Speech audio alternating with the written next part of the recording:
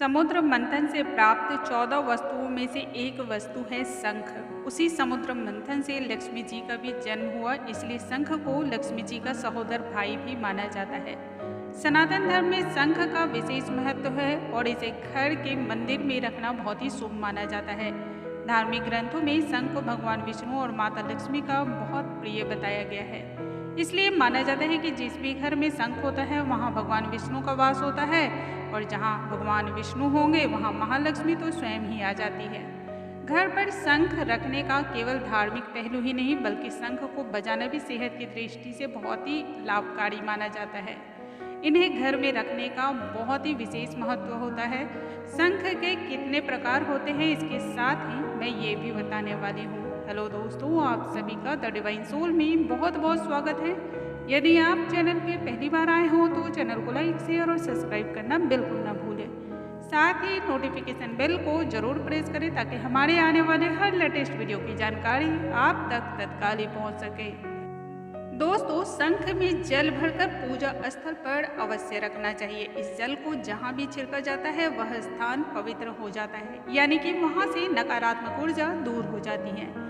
साथ ही उस जल को बच्चे को पिलाने पर उसकी बौद्धिक क्षमता का भी विकास होता है। शंख की ध्वनि से सात्विक ऊर्जा का संचार जहाँ होता है वहीं जादू टोना और दूसरी नकारात्मक शक्तियों का भय भी नहीं रहता है। नियमित शंख बजाने से पूरे घर में शुद्ध और पवित्र वातावरण बना रहता है।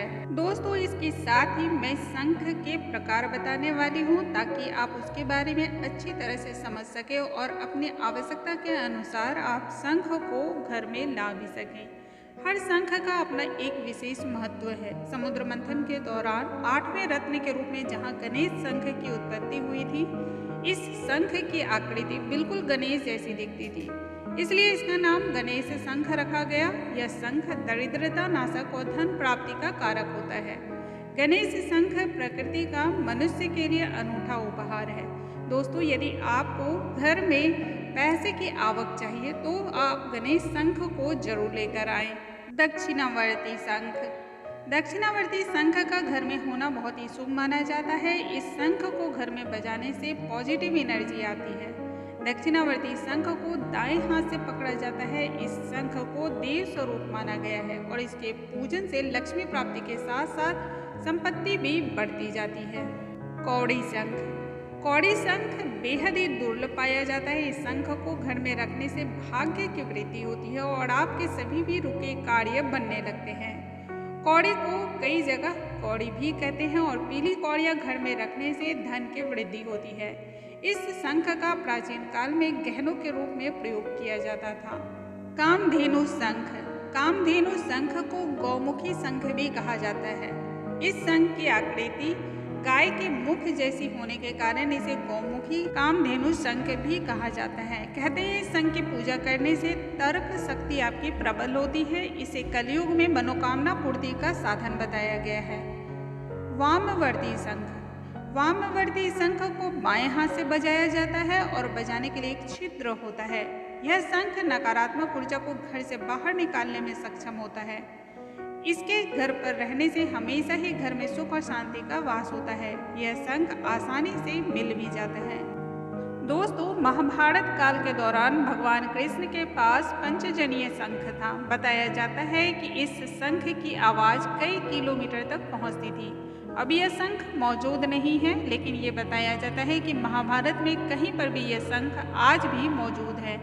कुछ लोग कहते हैं कि यह आदि बद्री में सुरक्षित है।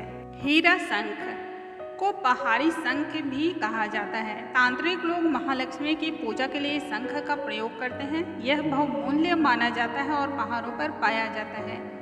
यह शंख दक्षिणावर्ती शंख की तरह ही खुलता है। मोती शंख। मोती शंख को घर में स्थापित करने से सुख और शांति का वास होता है। साथ ही यह हृदय रोग नाशक भी माना जाता है। इसकी हर रोज पूजा करने पर आर्थिक उन्नति होती है। अगर इस शंख को कारखाना, दुकान या ऑफिस में रखा जाएगा तो कभी भी आपको व्यापार में घाटा नहीं होगा। इस शंख को श्रीयंत्र भी कहा जाता है क्योंकि इस शंख का नाम महालक्ष्मी शंख है। मान्यता है कि यह महालक्ष्मी का प्रतीक है। इसकी आवाज़ बहुत ही सुरीली होती है और जिस भी घर में पूजा अर्चना होती है वहाँ देवी लक्ष्मी का स्वयं वास होता है। दोस्तों, मुझे उम्मीद है आज की ये जानकारी आप सभी को बहुत ही पसंद आई होंगी और आप सभी के बहुत ही काम आने वाली हैं। ऐसी और भी ढेरों जानकारी के लिए आप लगातार हमारे चैनल पर बने रहें। अगले वीडियो में एक नई जानकारी और अद्भुत जानकारी के साथ फिर से मिलूंगे। तब तक के लिए प्यार भरा नमस्कार।